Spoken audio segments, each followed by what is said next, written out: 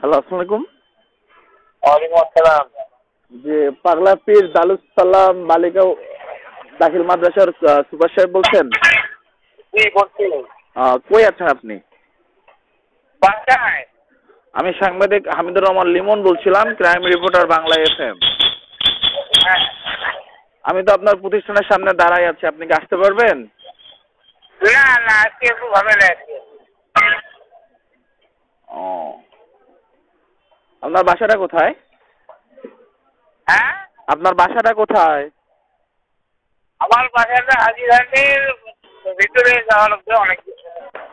আচ্ছা আচ্ছা আচ্ছা। জি হুজুর সাহেব, বলেন।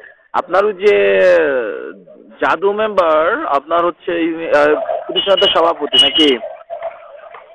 হ্যাঁ ছিলেন। আচ্ছা, উনি যে 12 লক্ষ টাকা যে নিয়েছিলেন ওই বিষয়টা সম্পর্কে একটু জানতে চাচ্ছিলাম আর কি। ওটা ঠিক আছে, ওটা কিন্তু যেই করিয়া জি, ওটা একটা ব্যাপার আছে, জমি কেনার বেচা একটা ব্যাপার ছিল। জমি কেনার কথা বলে যে টাকাটা নিছিল, জমি কি আসলে কেনা হয়েছিল? না, এখনো কেনা হয় নাই। কারণ আজ যেই কাজে এইভাবে করতেছে, ওরা রমজানের পরে ওটা নিয়ে সমস্যা সৃষ্টি করা লাগবে, বুঝলেন নাই? আচ্ছা, আপনি ওনার আপনার বর্তমান সভাপতি কে আছে? আপনার বর্তমান সভাপতি কে? কি হলো? আচ্ছা, আপনি ইউনো মহোদয়কে বলেছেন এই বিষয়টা? এটা পয়সা তো আপনার, এটা পয়সাটা নিতে ওরা একটা নিয়োগ পারপাসের টাকা, এখন ওটাকে মানে বলিয়ে ওটা তো নিয়োগ, বলেন নাই? আচ্ছা, আপনার নিয়োগ কে কে, ওই টাকাটা নিয়োগ কয়জন শিক্ষককে নিয়োগ দিয়েছিলেন? ওরা 2 জন দিছিল। আচ্ছা, কোন কোন পদে নিয়োগটা হয়েছিল? ওটা অ্যাসিস্ট্যান্ট সুপার আর নিরাপত্তা পদ। আচ্ছা, ওইখানে হচ্ছে আপনার ওই সভাপতি সাহেব পুরো টাকাটাই আত্মসাৎ করছে। এখন পর্যন্ত তো দিল না, এখন দিতে চাই দেয় না। মানে আপনার দুইটা নিয়োগের পারপাসে 6 লক্ষ টাকা করে 12 লক্ষ টাকা লেনদেন হয়েছে। হ্যাঁ হ্যাঁ হ্যাঁ, পুরো টাকাটাই হচ্ছে দাদু মেম্বার হচ্ছে আত্মসাৎ করছে। ওরা হয়েছে, ওরা ক্যান্ডিডেটের ভাষা। আমি মানে আউট অফ ফিল মানে দেখিও নাই, মানে এটা ক্যান্ডিডেটের ভাষ্য। আপনাকে দাদুল সাহেব কি বলছে?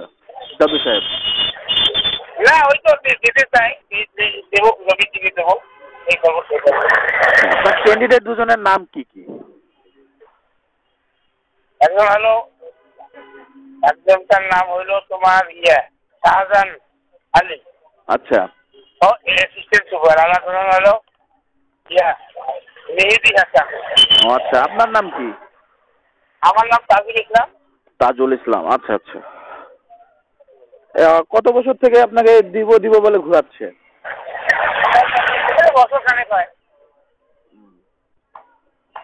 রিসেন্ট আপনি জাদু সাহেবের সাথে কত মাস আগে বা কতদিন আগে কথা বলছিলেন এই বিষয় নিয়ে? এই মাসখানেক আগে ধরছে বলতে গেলে বাড়িতে গেলে দেখা পাওয়া যায় না।